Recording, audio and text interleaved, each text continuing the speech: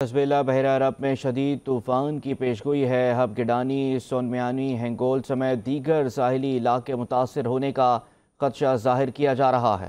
मज़ीद तफसीलात जानते हैं हमारे नुमाइंदे पीर बख्श से। जी पीर बख्श, आगाह कीजिएगा।